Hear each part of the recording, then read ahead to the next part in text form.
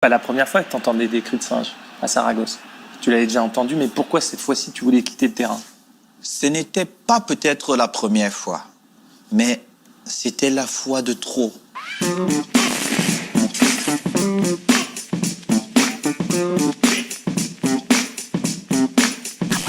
C'était... Cette fois-là, je me suis dit, mais ils ne se rendent pas compte. Ils sont en train d'offenser quelqu'un juste, pas par rapport à sa couleur de peau seulement, juste parce qu'il est africain.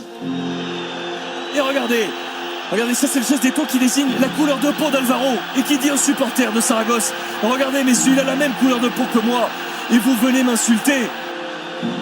Comment une équipe qui a quand même des Noirs, même si c'était des Brésiliens, ils avaient la peau noire.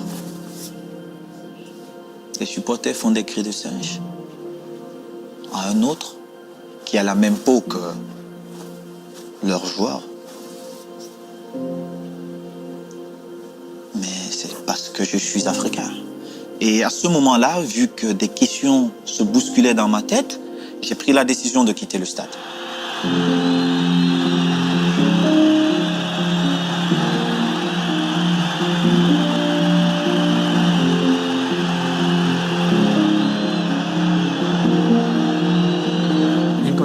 Dans des circonstances normales, le règlement dit que si un joueur décide de quitter le terrain de son plein gré, je dois l'expulser. Mais si c'est parce qu'il se sent mal face à un acte raciste, je me dois de le protéger. S'il s'en va, je me dois de partir avec lui. La Ligue de football professionnel espagnole, la Fédération espagnole de football et le syndicat des footballeurs espagnols avaient lancé un protocole quelques mois plus tôt, au printemps 2005. Donc j'essayais de convaincre Eto'o de me laisser appliquer le protocole. Je lui disais, on va arrêter le match, prévenir le public par haut-parleur qu'il faut que ces chants s'arrêtent. Et si tout se calme, alors nous pourrons continuer le match. Il aurait dû sortir, il aurait dû être suivi par les joueurs. Mais il faut beaucoup de courage. C'est de la solidarité. C'est pas du courage, c'est de la solidarité. À partir du moment où le mec il sort et que les autres joueurs ils disent moi je sors avec lui, mais que tu sois noir ou blanc, tu dis non, moi je sors parce que je suis contre ce que j'entends, et que tous les joueurs sortent, bah, je te garantis qu'on ne sera pas là aujourd'hui. Le grand frère Patrick a peut-être raison.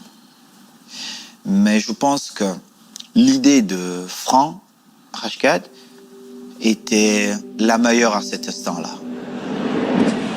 Franck, il vient vers moi et il me dit « Samuel, qui est le meilleur joueur de mon équipe ?» J'ai dit « Moi, rentre sur l'aire de jeu et montre à toutes ces personnes pourquoi elles ont acheté leur ticket. C'est pour venir voir le meilleur. On sait qui fait quoi dans cette équipe. Et c'est toi. Et tu es africain. » Et je fais demi-tour. Mais Olivier, j'étais devenu quelqu'un d'autre. Et attention parce que là il va avoir envie Eto'o du coup. Il va avoir envie de venir marquer. Le corner de Ronaldinho a suivi le ballon derrière, la reprise de volée. La barre transversale. Ça sera un penalty. C'est Ronaldinho qui tire ce penalty. Et toute la tribune à cet instant imite le cri du singe. Comme Ronaldinho est noir aussi, ce sont les mêmes insultes venues de toute la tribune. Tout ça, je l'ai écrit dans mon rapport.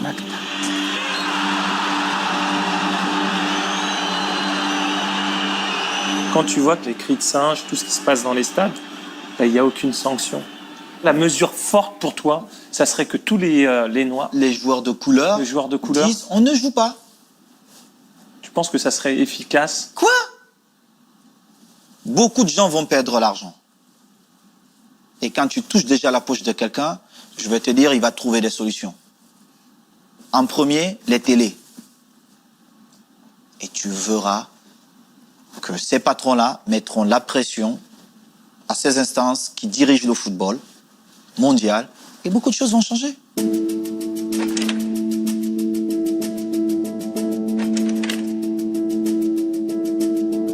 Pourquoi, à l'époque, après le match, tu sensibilises pas tout le monde.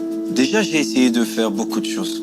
J'ai essayé de prendre certains à cette époque qui avaient une certaine carrière pour qu'ensemble, on essaye un peu. Commencer à fédérer. Mais vous trouvez toujours ce petit nègre de maison qui vient vous faire la morale. Dire, c'était pas quand même exagéré. Juste parce qu'il veut plaire aux autres. C'est ça le problème.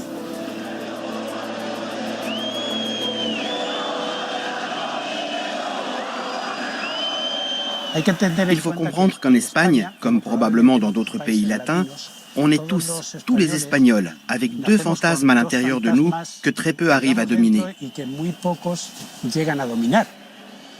Le premier, c'est le machisme. L'insulte numéro 1 qu'un Espagnol apprend quand il naît, c'est « fils de pute ». Fils de pute, c'est une insulte machiste. Ensuite, quand on veut insulter un noir, c'est nègre de merde. Quand on veut insulter un Sud-Américain, c'est sauvage de merde.